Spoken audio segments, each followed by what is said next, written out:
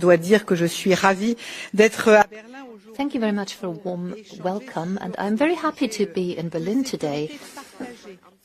I'm happy to discuss these important matters of shared security.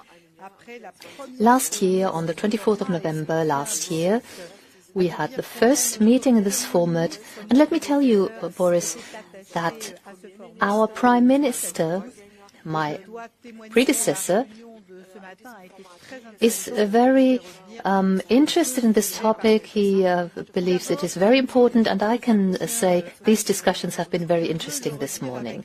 Let me stress, first of all, our support for Ukraine, and I'd like to reiterate that we will continue to support Ukraine as long as it takes.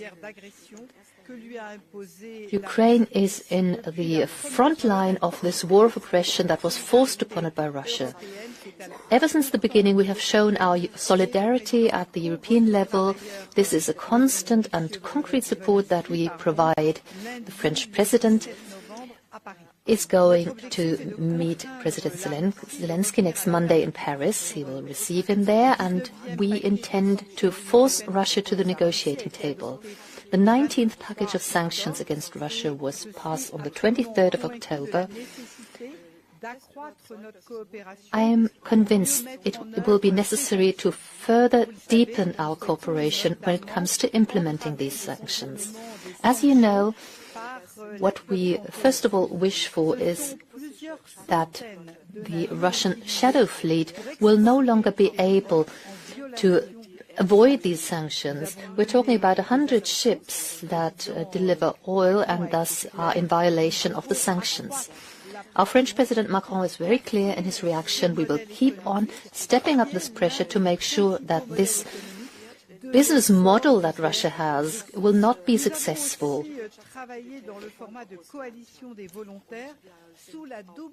We are actively involved in the coalition of the willing format, co-led by the United Kingdom, and the aim is, of course, to provide security guarantees for Ukraine.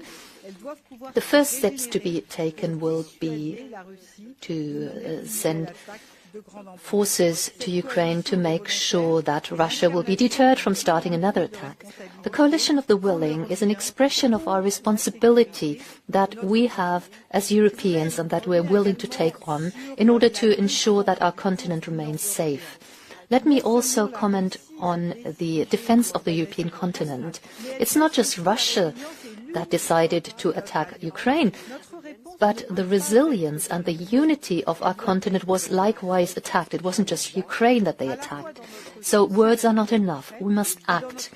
And we must do so by resolutely supporting Ukraine and by making sure the alliance can be strengthened as well to help ensure security. And we must face these challenges together. We must strengthen the European pillar within NATO. We must better coordinate our activities between NATO and Europe, and we must take on our share of the responsibility. All of us make major efforts by providing the finances, improving our capabilities, and to make sure that we build up a real defense industrial basis here in Europe. Our industry are competent, they have enough potential, we're going to invest in that, and we want to benefit from economies of scale that way. I'm happy to say that the High Representative of the European Union is here with us today. This is about combining our efforts to make sure that our production capacities in key areas can be improved so that our defense will be ensured in future. Of course, we must make sure that the taxpayers, European taxpayers' money is used as efficiently as possible,